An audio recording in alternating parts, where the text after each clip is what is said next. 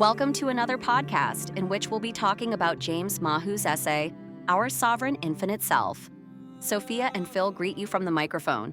Hello to everyone. What if I told you that every single choice you make, from what you eat for breakfast to how you respond to that annoying email, is actually creating your own local universe? Today we're exploring how our daily decisions shape reality in ways most of us never imagined.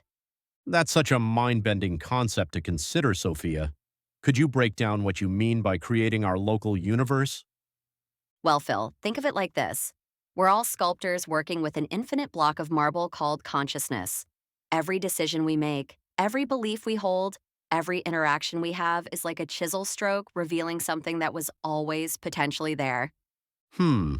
So you're saying we're all artists, but instead of working with paint or clay, we're working with the raw material of experience itself. Exactly right, and here's what's fascinating.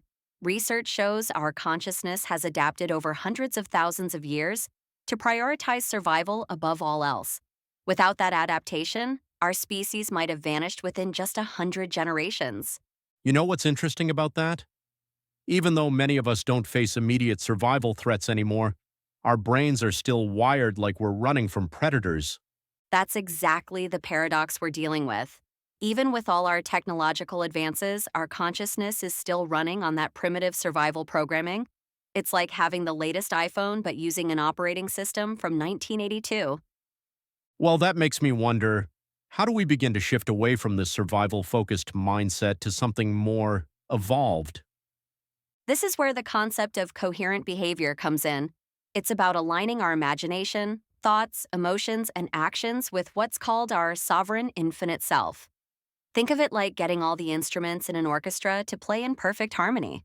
That's quite beautiful, but how does this actually work in everyday life when we're dealing with deadlines and bills? Here's the key. It's not about ignoring our survival needs, but rather maintaining that alignment while handling daily challenges. Studies in neuroscience show that when we practice this kind of conscious awareness, we actually make better decisions even under stress. So we're talking about a kind of integration between our physical and spiritual nature. Precisely. And what's really fascinating is that quantum physics is starting to support this view.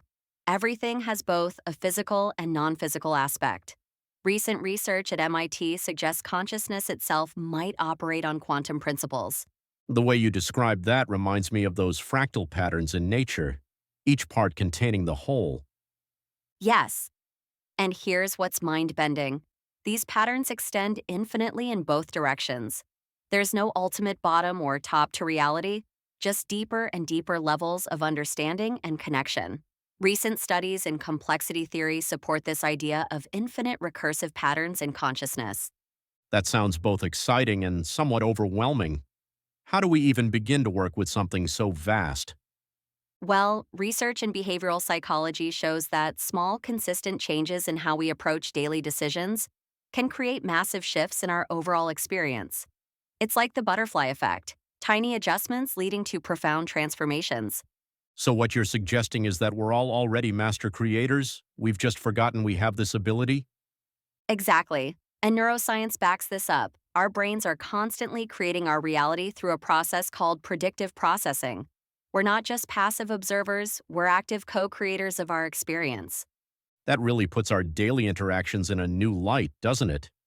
Even something as simple as a conversation becomes part of this larger creative process.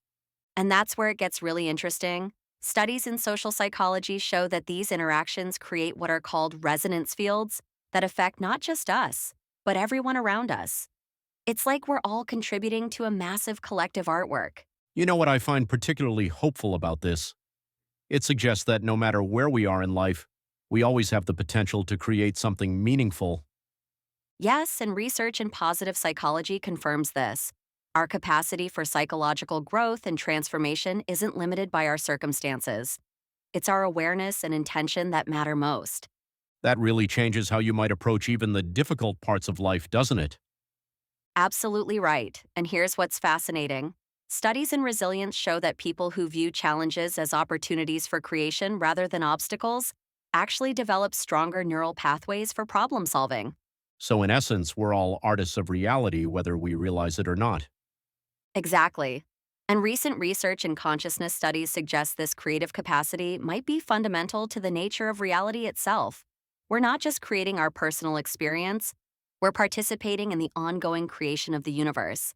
That's quite a profound way to look at our journey through life. And on that note, I think we should encourage everyone to reflect on how they might start practicing more coherent behavior in their own lives. Remember, every choice, every interaction, every moment is an opportunity for conscious creation. That's a perfect way to wrap up this exploration. Here's to becoming more conscious creators in our own local universes. Yes, exactly. Now it's up to the listeners to study the essay for themselves.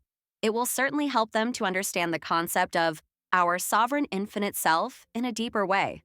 You can find the link in the text below the video. Goodbye from the mic, Sophia. Goodbye, Phil.